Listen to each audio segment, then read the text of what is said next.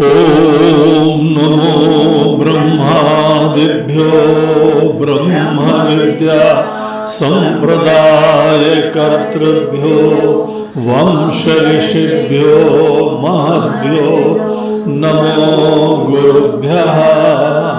सर्वोपप्लवरहितः प्रज्ञानघनः प्रत्यगर्थो ब्रह्मैवाहमस्मि ब्रह्मैवाहमस्मि।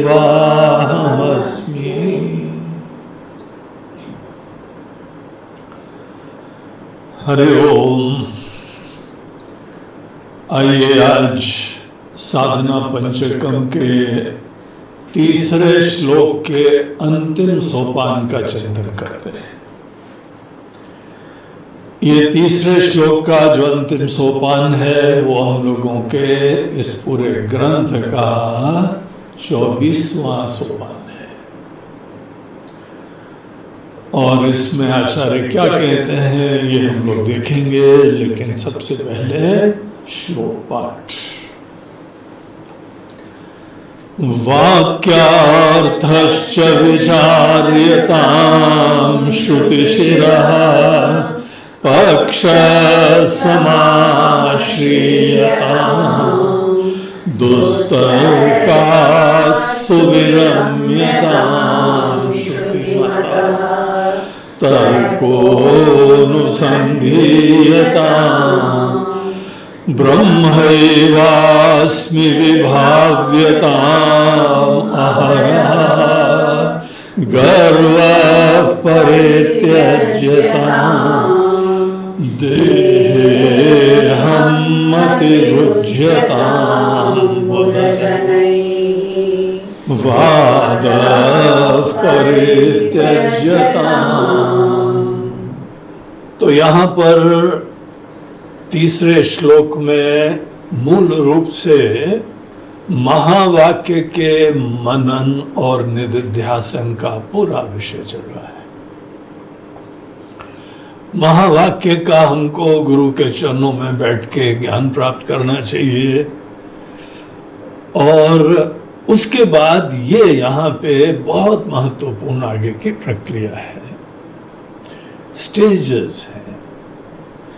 जिसने महावाक्य का अध्ययन करके किसी शास्त्र का श्रवण करके वहीं पे उसने संतुष्टि प्राप्त कर ली और अटक गया, ऐसे लोगों का ज्ञान केवल एक बौद्धिक इंफॉर्मेशन मात्र रहता है। हम लोगों की बुद्धि एक कंप्यूटर की तरीके से है जिसके अंदर बहुत सारा डाटा विराजमान है। अभी तो कंप्यूटर नए वाले आधुनिक जमाने के अभी बने। भगवान ने हम सब लोगों को एक सुपर कंप्यूटर गिफ्ट करा हुआ है। हम लोगों की बुद्धि, हमारा मन, जिसमें केवल आर्टिफिशियल इंटेलिजेंस नहीं, एआई नहीं, एनआई है, नेचुरल इंटेलिजेंस।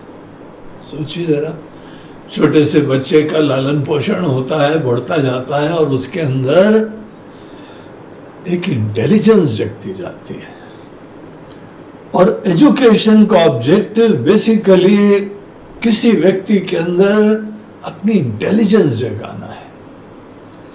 जिस शिक्षा की पद्धति में इंफॉर्मेशन जगाई जाती है, इंफॉर्मेशन एक्यूमुलेट करी जाती है, उस समाज के लोग बुद्धिमान नहीं बनते। लेकिन जहां पर इंफॉर्मेशन तो आवश्यक है, लेकिन ऑब्जेक्टिव इंटेलिजेंस जगाने का होता है,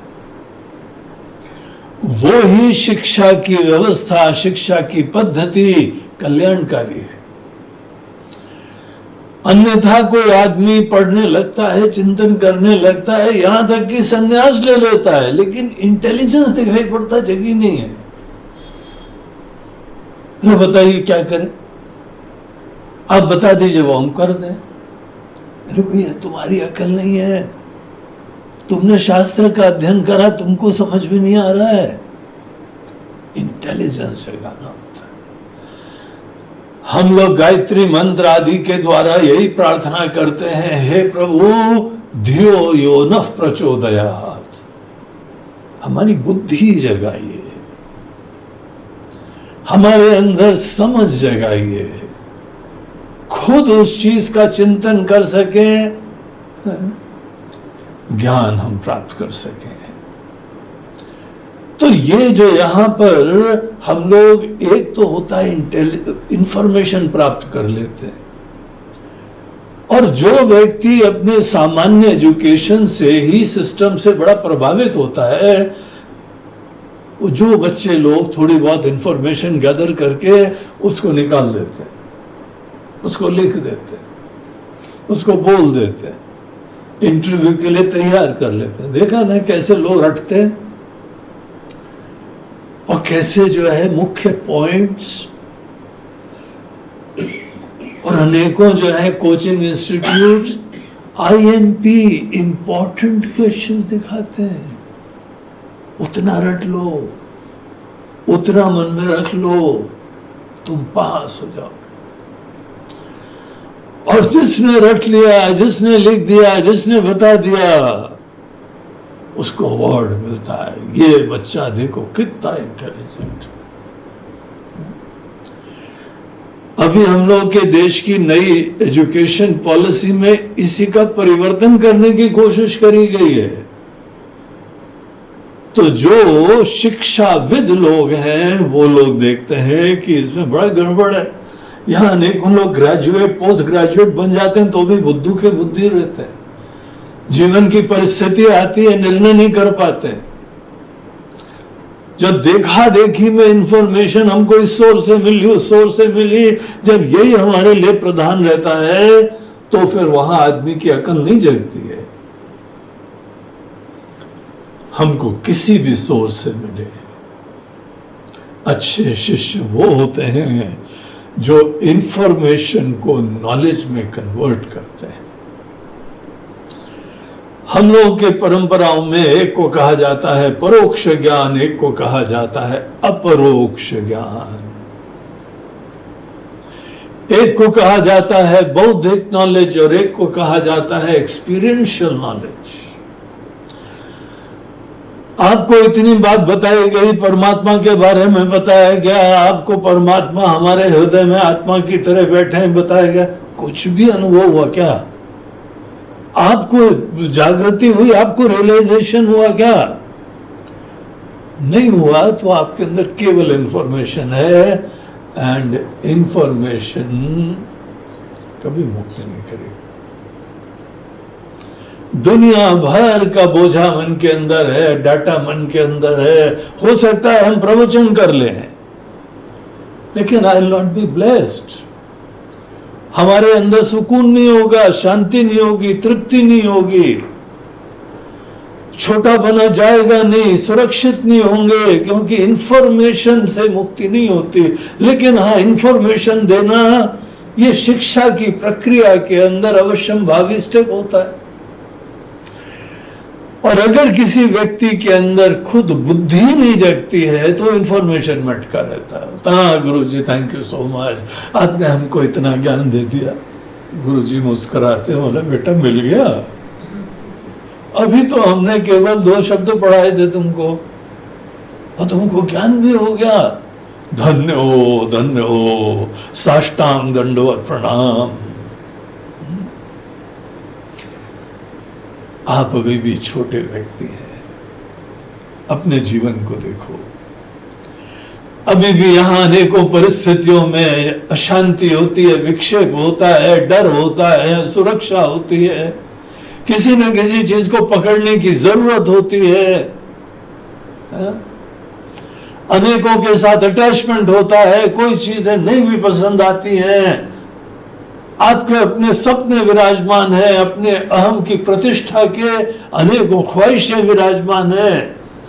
आप आगे शिखर पे पहुंचेंगे, आप महानता तक पहुंचेंगे और मन को पंप अप करते हो, हम होंगे कामयाब, एक दिन जरूर हो जाएंगे। ये कौन बोल रहा है? ये ब्रह्म बोल रहा है। अगर हमारे मन के अंदर ब्रह्म ज्ञान की प्राप्ति के बाद भी यही सब कहानी चल रही है तो आपके लिए सेकंड श्लोक बहुत ज्यादा इंपॉर्टेंट है। बल्कि थर्ड श्लोक जो हम लोग कर रहे हैं, जहां पे मनन की प्रक्रिया चली है,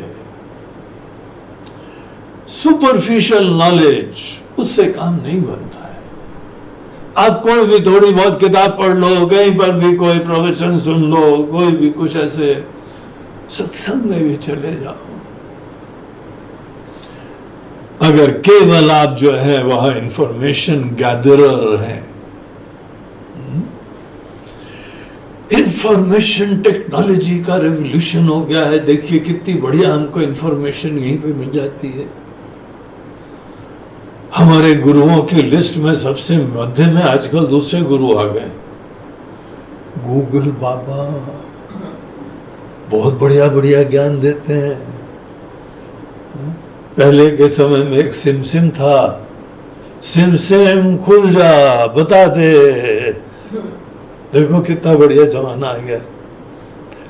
हमने कंप्यूटर खोला और गूगल बाबा से बोला, गूगल बाबा बता दे। वही तय करुणा निधान दया निधि है। आपने एक पूछा और 1000 उत्तर देते हैं। अभी आपका प्रॉब्लम है, 1000 में से असली उत्तर आप ढूंढो। इंफॉर्मेशन की बाढ़ आ गई। तो देखिए, इंफॉर्मेशन हमको पहले नहीं पता था ब्रह्म नाम की चीज है, पता लग गया ब्रह्म नाम की कोई चीज है, सो व्हाट, इससे कोई फर्क नहीं पड़ता। इसलिए ये तीसरा श्लोक बहुत इंपॉर्टेंट होता है।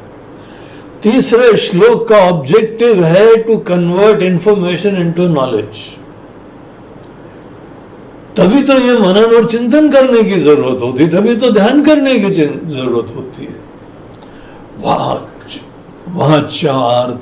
वाक्यार्थश्च विचार्यताम्, बहुत ध्यान से विचार करो, मेडिटेट करो इसके ऊपर। तुम्हारी अस्मिता बदल जाएगी अगर गहराई से विचार करोगे। और अगर वही के वही व्यक्ति हो तो तुमने विचार नहीं करा। इसीलिए ये चीजें खुद शंकराचार्य जी अपने प्रिय शिष्यों को बता रहे हैं। बोलते हैं बहुत लोगों ने ये गलतियां करी और मिलने के बाद भी कुछ नहीं मिला। गुरु के चरणों में बैठने के बावजूद भी कुछ नहीं मिला, केवल कुछ शब्द बीन के लाए हो। तो इसीलिए बहुत अच्छा ये इंपॉर्टेंट टॉपिक होता है खुद मनन करना। देखिए, ज्ञान तो गुरु ने दिया है, हम अपने संदेह दूर कर रहे हैं। यहां पे अनेकों प्रकार के डाउट्स रिजॉल्व कर रहे हैं, उसमें भी उनकी मदद मिलती है। जैसे हमने बताया था, हम लोगों की जो भाष्य नामक लिटरेचर है, कमेंट्रीज है उपनिषद, गीता, ब्रह्म सूत्र आदि पे, ये प्रस्थानत्रयी होती है। प्रस्थानत्रयी हम लोग का गोल होता है कि पहले कुछ 7, 8, 10 उपनिषद पढ़ें। हम लोगों को जो है वह करीब 7 उपनिषद पढ़ाए जाते थे, 6, 7 बस। फिर आगे बोला जाता था अब इन चीजों को खुद स्टडी कर सकते हो तुम, और वो भी भाष्य के साथ, कमेंट्रीज के साथ। इतनी एनलाइटनिंग चीज होती है, यूनिक चीज होती है, वो इंसाइट प्रदान करती है। नहीं तो हमको पता लगता है कितना सुपरफिशियल नॉलेज है हमारा। खूब विचार करना, मनन करो, चिंतन करो। और ये यात्रा हमारी उन्होंने उंगली पकड़ के आगे तक रास्ता दिखाया, और यहाँ पे फाइनली हम लोग निधिध्यासन के पड़ाव पे पहुंचे थे, जब बहुत अद्भुत घटना हुई। आपको रियलाइज हो गया दैट यू आर दैट, अहम ब्रह्मास्मि, अयम आत्मा ब्रह्म। ये हम है ब्रह्म, ब्रह्म है कोई वो नहीं, हम है, हमारी कहानी है। और हम ब्रह्म है, इसका ज्ञान घटित होने के लिए जो भी आज तक हम हैं उसको बाधित होना पड़ेगा। अगर रस्सी को अभी भी सांप समझ रहे हो तो उसको कभी भी रस्सी नहीं देख पाओगे। अध्यारोप के अपवाद के बाद ही अधिष्ठान का ज्ञान होता है। आपकी आज तक की जो इंडिविजुअलिटी है वो खत्म होनी चाहिए। आप ही का ज्ञान दिया जा रहा है। ये सपना था, ये नोशन था, ये कल्पना थी। इसीलिए अगर हम उसको नहीं छोड़ रहे हैं, उसी को फाउंडेशन बना के उसके कैप में फेदर्स लगा रहे हैं, then you are missing the main message। अमृत नहीं मिलेगा ऐसे लोगों को। अब ये कार्य करने के लिए हमको उत्साह होना चाहिए, उमंग होनी चाहिए, एंथुजियाज्म होना चाहिए। और ये पूरा जो है उत्साह, ये उमंग हमारे अंदर से अज्ञान और मोह, नासमझी और अनेकों विपरीत धारणाएं जो अंदर घर कर गई हैं, उनको हमें सफाई करनी है। हमें स्वच्छता का अभियान अपने अंदर चलाना पड़ता है, बड़ी विनम्रता से। और इसका ऑब्जेक्टिव कोई बाहर के गोल्स हमको सिद्धि करना नहीं है। अभी ज्ञान प्राप्त हुआ नहीं और सपने देखने रहते हैं मुंगेरी लाल, मैं ये ज्ञान लेके जाऊंगा और फिर उस प्रकार से झंडे गाड़ूंगा। कहां झंडे गाड़ोगे? सभी तुम हो। क्यों भेद बुद्धि रखे हो? क्यों किसी अचीवमेंट, कर्म के द्वारा किसी अचीवमेंट के बारे में इतना महत्व है कि ब्रह्म ज्ञान में टोटल डेडिकेशन नहीं हो पा रहा। तो इन सब चीजों को बहुत ध्यान से निपटना पड़ेगा। ये तब थॉट्स हैं हमारे अंदर। थॉट्स ऐसे नहीं होता है बस थॉट आए तो दबाओ, नहीं, उसका कॉज देखो, उसका रीजन देखो, उसके पीछे हेतु समझो। हर थॉट के पीछे एक धारणा होती है, और जब तक हम हर वृत्ति के पीछे की धारणा नहीं समझते हैं, वृत्ति खत्म नहीं होगी, केवल दबेगी। दबाने से कोई वृत्ति की समाप्ति नहीं होती है। हमारे अंदर थॉट, जीव की इंडिविजुअलिटी की, ये नहीं है कि I will not think anything, अपनी अस्मिता को भूल जाओ। अरे भूल जाने से क्या होता है? डेली भूलते हो भैया, नींद नहीं आती ठीक से। रात को नींद उसको बोलते हैं कि सब वृत्तियां गायब हो जाती हैं ईश्वर की कृपा से। ऐसी अवस्था, ऐसी स्टेज हम लोगों को एक्सपीरियंस होती है जहां देयर आर नो थॉट्स। हमने वो अवस्था भी देख ली, सो व्हाट, क्या हुआ? जैसे सोए थे वैसे ही निकलते हैं। अगर बुद्धू सोए थे तो बुद्धू ही निकलते हैं। अगर कामी होके सोए थे तो कामी होके ही निकलते हैं। क्रोधी होके सोए थे तो क्रोधी होके निकलते हैं। अशांत होके सोए थे तो अशांत होके निकलते हैं। और बीच में फेज थॉटलेसनेस का भी आ गया। थॉटलेसनेस केवल हमको थोड़ा सा री एनर्जाइज कर देती है, थोड़ा सा उत्साह उत्पन्न कर देती है, हम डिस्ट्रेस हो जाते हैं, फिर से ऊर्जा आ जाती है, फिर थकने को फौजी तैयार है। देखिए ये खेल हम लोग के अंदर ही चल रहा है। हमारे गुरुदेव तो हमारे ऊपर ही कृपा करते हुए हमको ये खेल की अवेयरनेस दिला रहे हैं। जो व्यक्ति यहां बना हुआ था उस व्यक्ति का निषेध होना है। Non perception is not negation. अब प्रतीति निषेध नहीं होती है, उसके तथ्य को रियलाइज करना, उसके पीछे झूठ को समझ जाना, हमारी आइडेंटिटी के पीछे एक मोह है उसको रियलाइज कर लेना, वही उसको सदैव के लिए खत्म करेगा। तो ये अप्रोच है वेदांत के आचार्य लोगों का, वेदांत के स्टूडेंट्स का। और आप उपनिषद देख लीजिए, गीता देख लीजिए, कोई भी वेदांत के प्रकरण ग्रंथ देख लीजिए, सब में यही अप्रोच है। देखो, समझो, गहराई में जाओ, ये वृत्ति के पीछे क्या धारणा है, इसके ऊपर विचार करो, चिंतन करो, तर्क का आश्रय लो, श्रौत दृष्टि, श्रौत तर्क, उसका आश्रय लो और उसको दूर करो। तुमको फ्री होना है। और जब हमारे अंदर से पुराने सब मोह, कचरा, धारणा, नोशंस, अज्ञान, ये धीमे धीमे दूर होता है।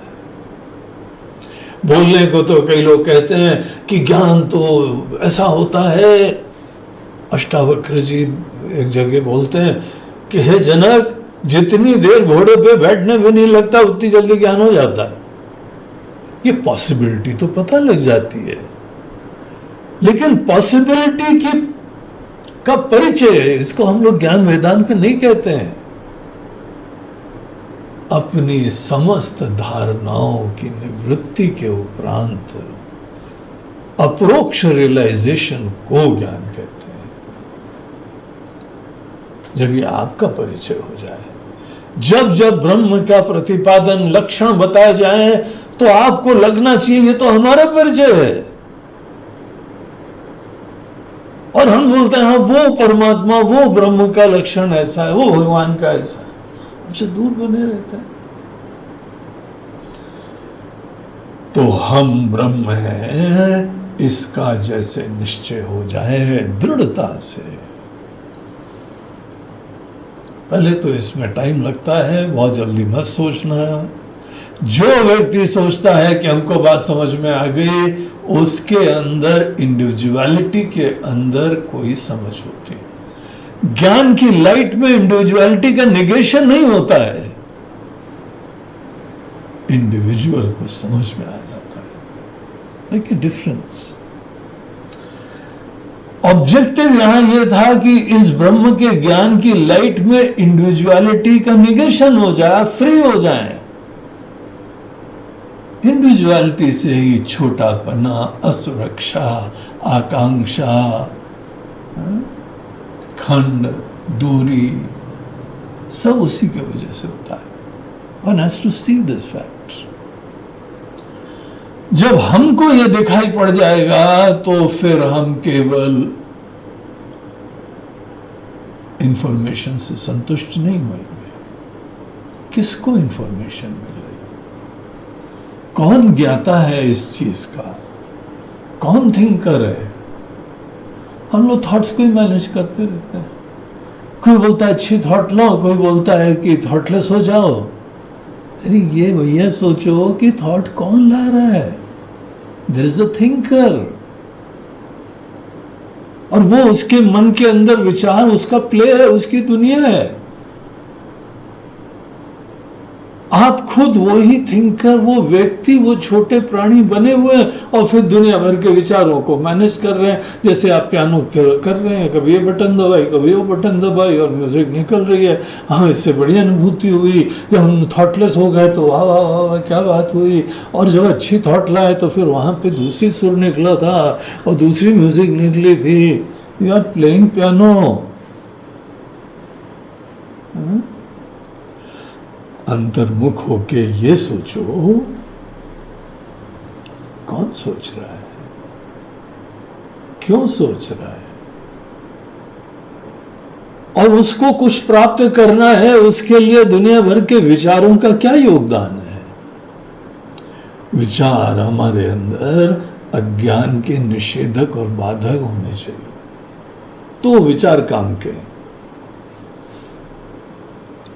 तो ब्रह्मैवास्मि विभाव्यताम अहरः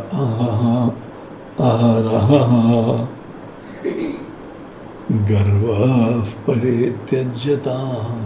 छोटे होके ज्ञान का अभिमान, गर्व। आज भी जीव बने हुए हो और फिर ज्ञानी होने की धारणा। शंकराचार्य जी बोल रहे बेटा छोड़ो, ये छोड़ने वाली चीज है, सब खत्म हो जाएगा। इतनी दूर तक तुम आए हो, इतनी दूर तक यात्रा करी है, सब खत्म हो जाएगा। सेल्फ ग्लोरिफिकेशन के चक्कर में सेल्फ रियलाइजेशन खत्म हो जाएगा। तो इसीलिए गर्व परित्यज्यताम, और इसका हमारा व्यवहार में जो ट्रांसलेशन है, देखिए निधिध्यासन कुछ समय आंख बंद करके एकांत में होता है। दो फेजेस होते हैं। एक समय तो ज्ञान प्राप्त करके जो है ना, ऐसे लोग एकांत में चले जाते हैं, वेरी सिंपल लिविंग, तपस्वी की तरीके से एकांत में रह लिए, किसी से कोई लेना देना नहीं है, अंदर ऑपरेशन चल रहा है, अंदर मंथन चल रहा है, simple living and high thinking.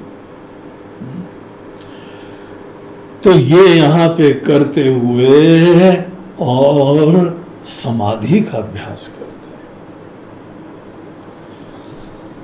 निधिध्यासन के अंदर ही समाधि का अभ्यास भी होता है। ब्रह्मैवास्मि विभाव्यताम, यह परोक्ष ज्ञान प्राप्त करो।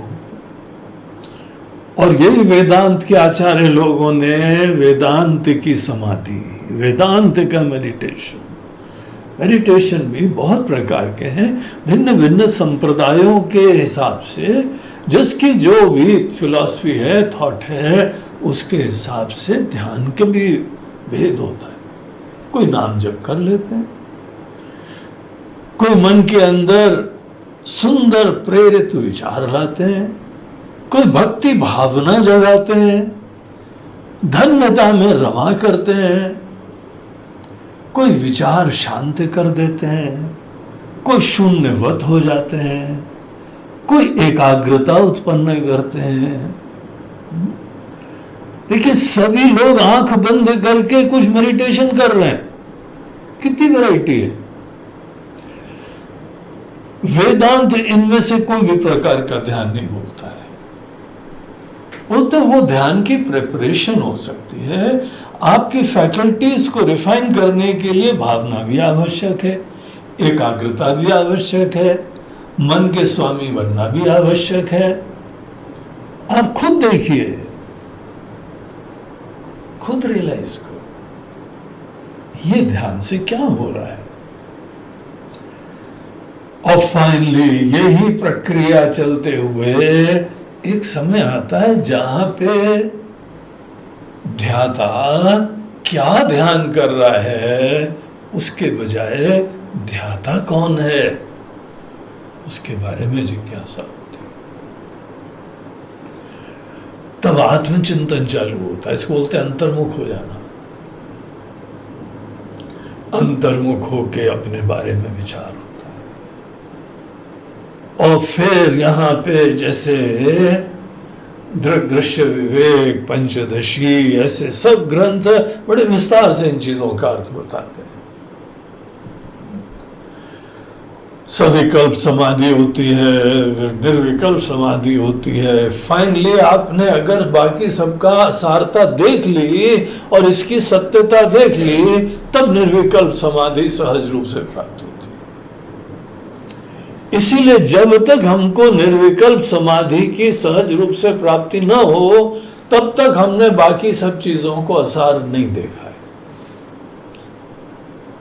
ये हमारे लिए प्रूफ हो जाता है कि हमने बाकी का निषेध कर दिया है, असार हो गया है। इन्हें निधिध्यासन के अंतर्गत होता है। तो ये चीज करने के बाद फिर निधिध्यासन में दूसरा फेज आता है, बोलते हैं कि फिर आप व्यवहार में चलो, अब एकांत से निकलो, अब व्यवहार में उतार चढ़ाव, भिन्न भिन्न परिस्थितियां, इसके अंदर रहो। कोई आस्तिक है, कोई नास्तिक है, कोई दुष्ट है, कोई राक्षस है, कोई असुर है, कोई देवता है, कोई बहुत अच्छे हैं, इस प्रकार की दुनिया में निकलना चाहिए। पहले तो हमको जो भी बुरे लोग दिखते थे खराब लगता था, उच्चाटन होता था, और अच्छे लोग दिखते थे तो बहुत ही प्रसन्नता होती थी, और फिर अटैचमेंट भी होता था, उनके साथ जुड़े रहने की इच्छा होती थी। अब एक डिफरेंट दृष्टि।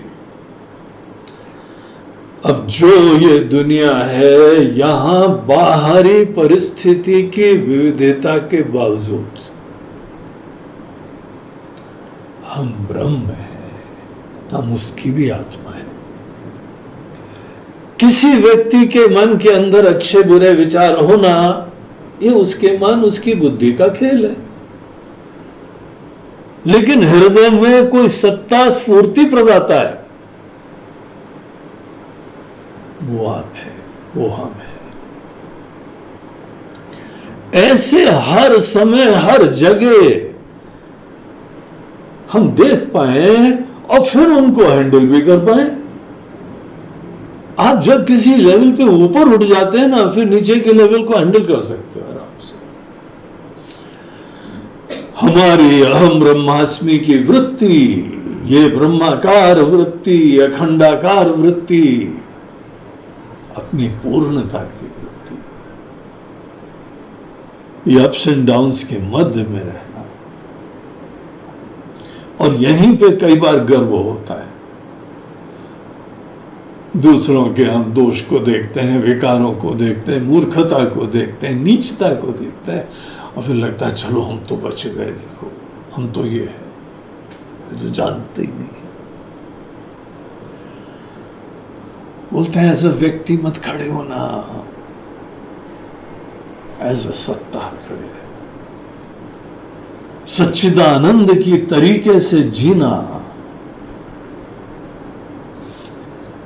वहां पे बताया था गर्व वर्व मत आने देना। और कल के सेशन में देख रहे थे, अब व्यवहार में जा रहे हो, देह को धारण करके जा रहे हो, देह के साथ जो है वह तुम्हारे धारण हुआ है, इसलिए देहोहम की संभावना है। कोई अनजाने में देह को धारण करता है तो देहोहम होना अवश्यंभावी है। लेकिन आप सोचिए, भगवान अवतार राम जी, कृष्ण जी, ये लोग भी देह धारण करते हैं, हमारे सब आचार्य लोग भी देह धारण करते हैं, लेकिन देह धारण करते समय भी अंदर बड़ा स्पष्ट ज्ञान रहता है, हम ये देह नहीं है। ब्रह्म ज्ञान से पूर्व हम देह में होते हैं, ब्रह्म ज्ञान के बाद देह हमारे अंदर होता है। Because you are all pervasive existence, आप सब प्रकाश सत्ता हैं। जैसे जो है अथाह जल की राशि है, उसके अंदर अनेकों लहरें आ रही हैं, जा रही हैं। कुछ इस प्रकार की दृष्टि ऐसे ज्ञानी लोगों की होती है। अब देह के साथ पुराने रिलेशनशिप, जिसके साथ पुराना बड़ा प्रेम का संबंध रहा है, वहां पे ये धारणा आने की संभावना होती है कि हम ही देह हैं। बस यही सजगता यहां चाहिए। देहम मतिरुज्यता। तो ये बात हम लोगों ने कल देखी थी। अब आज देखिए अगले और इस श्लोक के अंतिम सोपान में हम लोग निधिध्यासन के इस प्रसंग का अंतिम पड़ाव।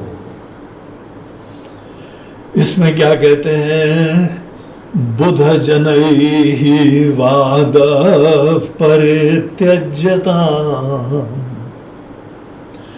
अब आप दुनिया में घूम रहे हैं, एकांत में बैठ के ही साधना का फेज आपका खत्म हो गया। अब सब चीजें किनारे करेंगे तो ही हम ब्रह्म में हैं, वैसे हमारी मजबूरी खत्म हो गई। इतना डिस्टर्ब हो जाते थे बाकी सब लोगों से, इसीलिए थोड़े दिन एकांत चाहिए होता है। एकांत कब तक चाहिए होता है? जब तक अन्य उतार चढ़ाव में पुनः फिसलने, मोहित होने, डिस्टर्ब होने की संभावना है, तब तक एकांत में ऐसे अनुकूल शांत स्थान में जाते हैं जहां आपके अलावा कोई नहीं। जब कोई नहीं है तो क्यों विक्षिप्त होंगे? ये अलग बात है कि तो भी विक्षेप आते, वो वहां रियलाइजेशन होता है। यार यहाँ पे तो कोई अनेकों इष्ट वस्तु है नहीं, काम का विषय है नहीं, लेकिन तो भी काम ना आ रही। क्रोध का विषय नहीं, तुम तो एकांत में हो भाई, दिख भी नहीं रहा है तुमको। क्यों मन के अंदर पुरानी यादें आ रही है, मेमोरीज आ रही हैं? इससे बड़े लेसन्स मिलते हैं। किसी का बाहर होना ना होना हमारे विक्षेप का कारण नहीं है, हमारी धारणा है, हमारे मोह, वो मन के अंदर डिस्टर्बेंस लाते हैं। मेडिटेशन में कोई बैठता है, वहां तो आंख बंद करके बैठे हो ना, कोई तो देख नहीं रहा है, क्यों कामनाएं आती? क्योंकि किसी का दिखना ये कामना की उत्पत्ति के लिए आवश्यक नहीं है। हमारी कंडीशनिंग, हमारी धारणा, हमारे मोह, वो कामना के कारण होते हैं। तो इस तरीके से यहां पे अब तो सबके बीच में है, और यहां पे सबसे इंपॉर्टेंट चीज ये है, हम देह के साथ तादात्म्य न करें। देह शब्द यहां पे केवल एक उपलक्षण है, यह हमारी समस्त उपाधि का सूचक होता है। हमारा ये फिजिकल स्थूल देह, हमारा सूक्ष्म शरीर, हमारा कारण शरीर। कारण शरीर तो अज्ञान मात्र होता है, लेकिन वो भी तो दूर होना चाहिए ना। इसी में थोड़ी शरण लेनी, पता नहीं पता नहीं पता नहीं। क्यों नहीं पता है भैया? तुम्हारी जिम्मेदारी है तुम्हारा ज्ञान दूर करने के लिए, दूसरे की है। ये तुम्हारे अनेकों गलतियों से बचाव का थोड़ी रास्ता है। कब तक नहीं पता लगेगा? कब जगोगे? तो अनेकों परिस्थिति में हमको अपने अंदर ये ज्ञान बनाए रखना होता है। ये सबसे प्राइमरी चीज है, और व्यवहार में निकलना भी इंपॉर्टेंट है। एक होता है स्थाणु खनन न्याय। स्थाणु खनन न्याय क्या होता है पता है? आपने एक खंबा गाड़ा, और खंबा ठीक से गड़ा है कि नहीं गड़ा है तो आप कैसे टेस्ट करते हैं? हिला के देखते हैं। अभी हिल रहा है, दो चार और हथौड़े लगाओ, फिर स्थिर हो जाएगा। जीवन के उतार चढ़ाव मिलने आवश्यक है हमारी परीक्षा के लिए। तो इस तरीके से हम देह नहीं है, हम ये फैकल्टी नहीं है, हम ये मन नहीं है, हम केवल एक लाइफ प्रिंसिपल है। ये बात को दृढ़ करना होता है। देखिए कितना इंटरेस्टिंग वर्ड है। हम लोग की उपाधि के लिए यूज होता है देह, शरीर। शरीर बोलते हैं जिसका क्षीर्यते, जिसका नाश होता है, विकार होता है, समाप्ति होती है। वो सब हमारी फैकल्टीज को कोई ना कोई शरीर बोलते हैं। देह भी जिसका दाह करा जाता है। तो ये सब हमको याद रखना चाहिए और इसको यूज करना चाहिए, इसको वील्ड करना चाहिए। देह को धारण करें बगैर मोह के, ये हमारी ज्ञान की परीक्षा है। इस ज्ञान में कोई बाहर से सर्टिफिकेट थोड़ी देगा आपको। आप यहां से कोई कोर्स करके निकले, उसके बाद गुरुजी ने सबको प्रमाण पत्र दिया, this is to certify that so and so student is now ब्रह्मज्ञानी and the fellow should be treated accordingly. अब ब्रह्मज्ञानी आ रहा है भाई, जरा ध्यान से आदर सत्कार करना। क्यों? देखो प्रमाण पत्र। ऐसे कौन करेगा? किसी संत के साथ देखा है क्या? किसी ज्ञानी के साथ देखा है? हाँ, संतों के साथ तो नहीं देखा, क्योंकि संत मतलब ब्रह्मज्ञानी नहीं होता है। संत मतलब अच्छा इंसान, सत्य में रमने वाला। लेकिन ब्रह्मज्ञानी किसी को देखा है प्रमाण पत्र देते? और कहां कहां दिखाओगे? तो छाती पे लटका लिया, सब आ गए। तो ऐसा नहीं होता है, आपको खुद ही बचना पड़ता है, अपने अंदर क्लैरिटी लानी पड़ती है। तो एक तो व्यवहार में हम देह हैं, ये धारणा, ये नोशन जो कि बहुत ही हमारे अंदर सहज था, और हम देह हैं, यही एंट्री पास था संसार में, टाइम और स्पेस के रेल्म में, विकारों की दुनिया में, परिवर्तन की दुनिया में, छोटे बने की दुनिया में। इन सब चीजों में एंट्री का यही द्वार था, हम देह हैं। बच के रहो। सावधानी हटी कि दुर्घटना घटी। तुम भूल गए तो फिसले।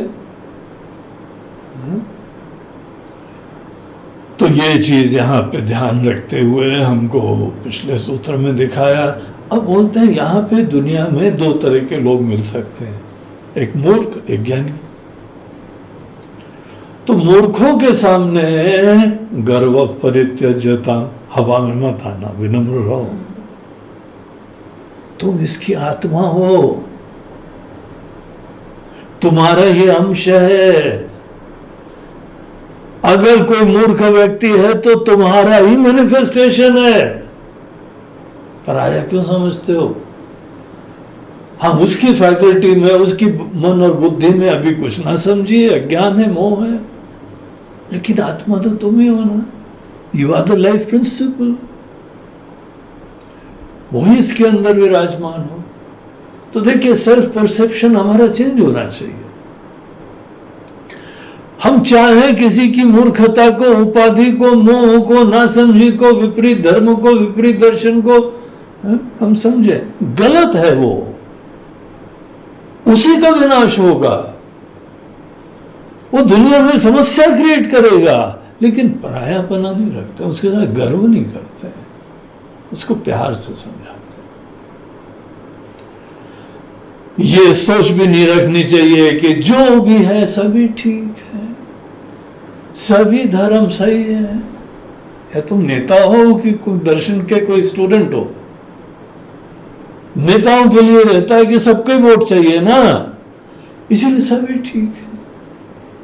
स्वतंत्र रहो, अपना सर फोड़ रहे हो, दूसरे का सर फोड़ रहे हो, ठीक है, it's part of the world. ज्यादा कम फोड़ना। हम ये नहीं कह रहे हैं कि जो यहां पे विचार चल रहे हैं, जो धर्म चल रहे हैं, जो संप्रदाय चल रहे हैं, सभी ठीक हैं। हम ये कह रहे हैं कि जो भी विपरीत विचार वाले लोग हैं, उनको आत्मीयता से देखो, अपनापन से देखो। तुम्हारा ही अंश है, लेकिन एक अंश रोगी है,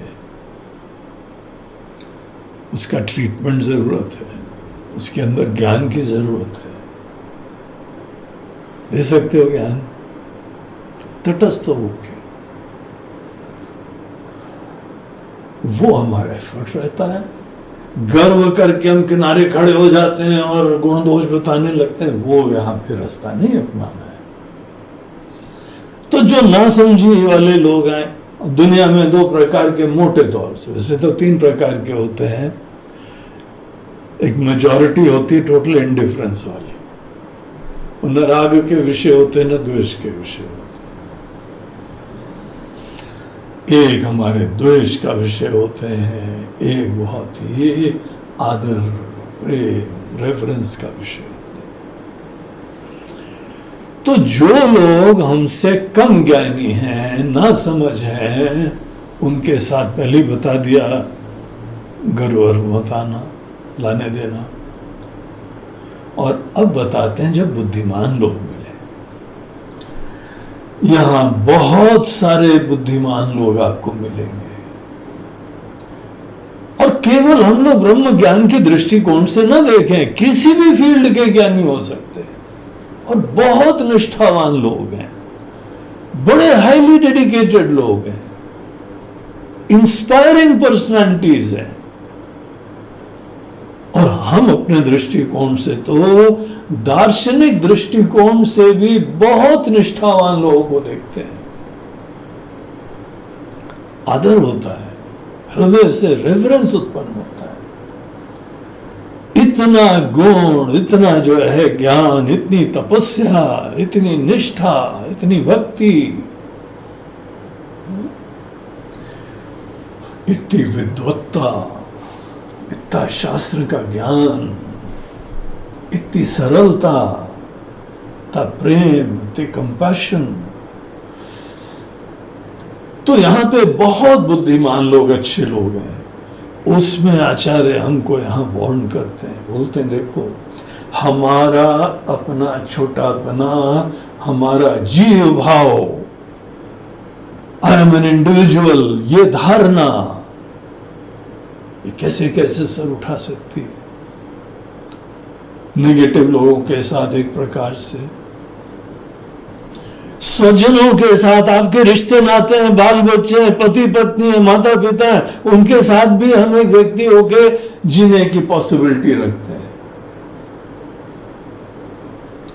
और बुद्धिमान लोग, ज्ञानी लोग, उनके साथ क्या होता है? कई बार हमारे गुरुदेव ने बहुत ज्ञान दिया है, हमारे गुरुदेव ज्यादा बड़े ज्ञानी हैं, तुम्हारे गुरुजी कम ज्ञानी हैं, और हमको तो हमारा ट्रेडिशन ज्यादा महान है। बोलते हैं देखो सब ठीक है, ज्ञान का प्रमाण तो किसी के अंदर जागृति है ना। अगर आप जग जाएं, ये ऑब्जेक्टिव है, और जग जाएं मतलब अपने जीव भाव से मुक्त हो जाओ, ये तो छोटे पने का द्वार है। तो पुनः वो कैप धारण मत कर लेना, जीव की कैप। तो बोलते हैं जब बुद्धिमान लोग, उनके आप सभा में जाइए, उनकी सन्निधि में जाइए, तो अपना थोड़ा ज्ञान, अपना अनुभव, इनके सामने भी कई बार वो अभिमान जगता है, और वहां पे उसकी अभिव्यक्ति कैसे होती है? अभिव्यक्ति होती है बुध जनई वाद परित्यज्यता। कोई बहुत ही बुद्धिमान ज्ञानी लोग हैं, आपके ट्रेडिशन के नहीं भी है, लेकिन बहुत ही अच्छे ज्ञाता है किसी चीज के, कुछ समझाने मत लगना। यहाँ एक सज्जन है, बड़े निष्ठावान हैं, शंकराचार्य जी के भक्त हैं, वो जहाँ जाते हैं सब गुरुओं को समझाते रहते हैं। वो शंकराचार्य जी के पास पहुंच गया, उनको ज्ञान देने लगे, महाराज जी आप लोग यहाँ बैठे रहते हो, शंकराचार्य जी की मूर्ति स्थापित करवाओ, शंकराचार्य जी का नाम करवाओ, शंकराचार्य जी का ये करो, आप लोग कुछ कर ही नहीं रहे हैं, दुनिया में अंधकार है। शुक्र है वो जो वहाँ के जो है महाराज जी थे, उन्होंने उठ के उनके चरण पखारे नहीं, बोला आप ऊपर नीचे कहाँ बैठे हैं, आप इधर बैठो, आपके तो पैरे चरण धोएंगे। क्या हवा रहती, क्या धृष्टता होती है, क्या अपने अंदर ज्ञान का अभिमान होता है। कुछ ज्ञान नहीं है, सत ही। कोई ग्रंथ नहीं पढ़ा है, कोई संस्कृत नहीं पढ़ी है, कोई शरणागति नहीं करी है, कुछ नहीं करा है। जाके बुद्धिमान ज्ञानी लोगों को समझाते हैं। ये दुनिया में देखा जा रहा है। ज्यादातर तो ना समझ लोग समझाते हैं, वो उपेक्षा के पात्र बनते हैं। और ये ज्ञानी लोग बहुत प्रेम से आपकी उपेक्षा करना जानते हैं, आपका खंडन भी नहीं करेंगे, आपकी निंदा भी नहीं करेंगे, आपके प्रश्न का उत्तर भी नहीं देंगे। आपकी उपेक्षा करने के द्वारा आपको आपका स्थान दिखा देंगे। इनको तो कुछ भी नहीं फर्क पड़ता है। लेकिन जो थोड़ा बहुत ज्ञान प्राप्त करके कहीं बुद्धिमानों की सभा में गया, अब कब तक अज्ञानियों के बीच में घूमोगे? कभी तो ज्ञानियों के बीच में भी बैठोगे ना। ज्ञानियों के बीच में बैठे तो हमारा कड़ू हवा, सब संप्रदाय बेवकूफी के, ना समझी के द्वैतीन लोग हैं। देखो तो ये विशिष्ट द्वैत नहीं, हम तो द्वैत माने। और वो तो नास्तिक धर्म है। अब दूसरे को ऐसा बोलते हुए, उनके संप्रदाय की चर्चा करते हुए, है दोष, है गलत, लेकिन शिष्टाचार ये होता है। अच्छे लोगों का लक्षण ये होता है, बुध जनैः वादाः परित्यज्यता। बुध जनैः, बुद्धिमान जो जन होते हैं, उनके साथ वाद नहीं कर। उनसे कुछ सीख सको तो सीख लेना। देखिए, संवाद के अनेकों प्रकार होते हैं। संवाद क्या कहा जाए, संवाद भी नाम नहीं देना चाहिए। एक आपसी इंटरैक्शन, कम्युनिकेशन, दो लोगों की अन्योन्य चर्चा को, उसको स्टडी करा गया है न्याय शास्त्र में। जैसे हम लोग की भी न्याय व्यवस्था है ना, कोर्ट्स होते हैं, लॉयर्स होते हैं, जज होते हैं, वहां पे कोई मर्यादा होती है ना। एक तो ये जो वकील साहब हैं, जब कॉलेज में सीखते हैं, उस समय वकील की एटीट्यूड अलग है, वो सीख रहा है, होने को ज्ञान प्राप्त कर रहा है अपने सीनियर टीचर्स, बड़े ज्ञानी प्रोफेसर्स, उनके द्वारा। फिर उसके उपरांत वो लोग जाते हैं अपने ही बार रूम में, कोर्ट के अनेकों रूम्स होते हैं, डिस्कशंस करते हैं। तो दूसरा प्रकार यह है कि दो वकील आपस में किसी सिद्धांत को समझ रहे हैं। एक प्रकार का जो है कम्युनिकेशन होता है, अन्योन्य चर्चा होती है, उसको संवाद कहा जाता है। जैसे आप गीता पढ़ी है ना, तो वहां पे हर अध्याय के बाद बोलते हैं श्री कृष्ण अर्जुन संवादे।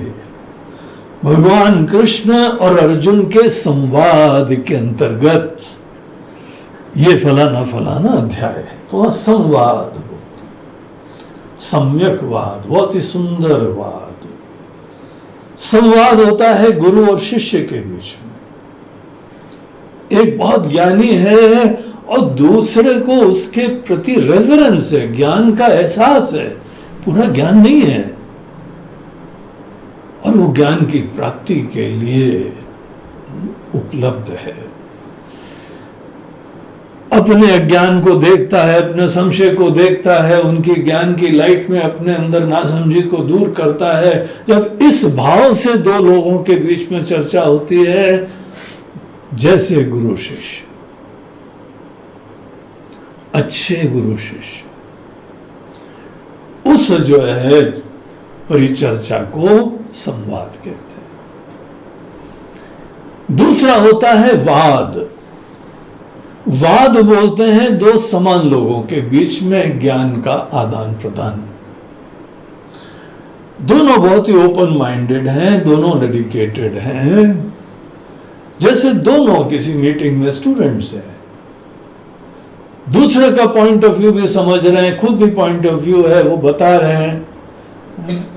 वाद के अंतर्गत जो है आप दूसरे का दोष भी बता सकते हैं, नहीं आपकी ये बात सही नहीं है, ये विचार देखिए, वो भी खुले मन से सुनता है, समझता है, इसको बोलते हैं वाद। तीसरा होता है जल्प। जल्प बोलते हैं कि दो लोग चर्चा कर रहे हैं, दोनों समझदार हैं, लेकिन समझने के भावना से नहीं कर रहे हैं, दूसरे को गलत प्रूव करने के लिए बता रहे हैं। जैसे जज की सन्निधि में दो वकील अपना ही पक्ष प्रस्तुत कर रहे हैं, वो कितना भी बढ़िया बढ़िया तर्क दे, ये लोग अभी अपना तर्क निकालते हैं और उसको बहुत अच्छी तरह से बताते हैं, ऑब्जेक्टिव क्लियर है, वो सीखना नहीं चाहते हैं। संवाद और वाद में सीखने की बुद्धि भी होती है, लेकिन जल्प में कोई सीखने की बुद्धि नहीं होती, वो दूसरा गलत है और दोनों को पता है कुछ ना कुछ, लेकिन प्रधानता दूसरे की गलती बताना होता है। यही अपनी हवा दिखाता है, अपना गर्व, अपना अभिमान दिखाता है, अपनी कंडीशनिंग दिखाता है। और तीसरे महाशय एक और होते हैं बड़े मजेदार, ये हम लोग के जो है ना लोकसभा विधानसभा में कई बार देखते हैं, उनको जहां मौका मिला बोलने के लिए, उनका कोई दृष्टिकोण नहीं है, कोई प्लान ऑफ एक्शन नहीं है, उनका ऑब्जेक्टिव है कि जो रूलिंग पार्टी वाले ना वो गलत है, मोदी गलत है। लेकिन ठीक है, आप बताइए आपका क्या प्लान ऑफ एक्शन है? देश की इकोनॉमी को, देश की पूरी व्यवस्था को, देश की डिफेंस को, पूरे यहाँ पे सब चीजों को, गांव के लोगों को, सबके उत्थान के लिए आपका क्या प्लान ऑफ एक्शन है? सदियों से रहे, सदियों से नहीं दशकों से तो रहे, कुछ नहीं करा, लेकिन आज जो कर रहा है ये गलत है। यार हमारी कुर्सी ले ली इसने और हार ही नहीं रहा है, हर जगह जीतता जा रहा है, हम जो गिनी चुनी जगह थे उनको भी उसने हरा दिया, तुम गलत हो। बस इस भावना से जो चर्चा होती है, जल्पना, प्राटली, कुछ भी बड़बड़ाना, कुछ भी बोलना। जब अगर कहीं पर भी लोकसभा में जल्पना हो जाए तो कोई निष्कर्ष नहीं निकलता है, उसको तो जो है एक मिनिमम टाइम देना पड़ता है, क्योंकि वो भी सांसद बन के आ गया है, तो वहां की नियमावली है कि थोड़ा तो टाइम देंगे। कोई वितंड में, इसको बोलते हैं वितंडा, और एक होता है जल्पना, बहुत बोलते हैं जल्पना वाले, बड़बड़ बड़बड़ बड़बड़, और उनका ऑब्जेक्टिव है कि बस वो अभी कुछ तो जानते हैं, कम से कम एक प्लान ऑफ एक्शन भी है। वितंडा के बस कुछ नहीं है, जल्पते हैं, जो बहुत बोलते हैं, उनके पास है भी, लेकिन दूसरे के पक्ष को खुले मन से नहीं देख पाते। तो यहां अनेकों प्रकार के जो है ना डिस्कशन के नेचर होते हैं, संवाद, वाद, जल्प, वितंड। यहां शंकराचार्य जी बोलते हैं बुध जनैहि वादः परित्यज्यताम्, तुम अपने आप को समान भी मत समझना उनके साथ। ज्ञान सदैव ऊपर से नीचे जाता है। एक जग से एक गिलास में पानी डालोगे ना, जग को ऊपर करना पड़ेगा, वहीं से पानी फ्लो करता है। और ज्ञान इतनी संभावना होती है जानने की कि आपको बहुत ज्ञान हो गया तो भी यहां संभावना है और इनसाइट्स प्राप्त होना। तो बुद्धिमान ज्ञानी लोगों की सन्निधि में विनम्र रहना, जिज्ञासु रहना, उनका दृष्टिकोण समझने की कोशिश करना और अपने आप को छोटा सा एक अभिमानी ज्ञानी समझ के उनके साथ ही परिचर्चा करना। गलत विचार के लिए हमको प्रूव नहीं करना पड़ता है, गलत विचार खुद दंड दे देता है। अधर्म पाप खुद अपने आप दंड देता है। अगर कोई चीज गलत है तो गलत है, उसी का विनाश होगा, उसको रियलाइज करने दो ना। बुद्धिमान है आप, वहां पे किसी ज्ञानियों को ज्ञानी मत बनाओ, ज्ञानियों को ज्ञानी मत देना, ज्ञानी बनाने का एजेंडा मत रखना। शंकराचार्य जी भी जब पूरे देश में दिग्विजय यात्रा पे निकले तो वहां सब महात्माओं के साथ चर्चा करते थे, आदर के साथ, विनम्रता के साथ उनसे ज्ञान भी प्राप्त करते थे और कुछ शेयर करते थे। कोई ईगो, कोई अभिमान, और प्रेम से सबको जीता उन्होंने। प्रेम से सबको जीता जा सकता है, विनम्रता से, सीखने की भावना से युक्त होके।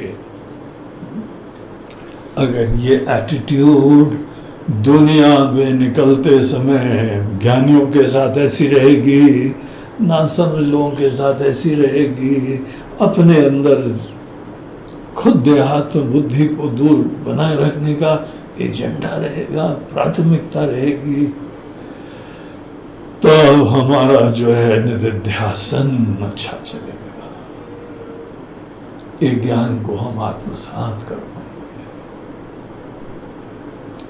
तो ये था साधना पंचकम का सोपान नंबर 24।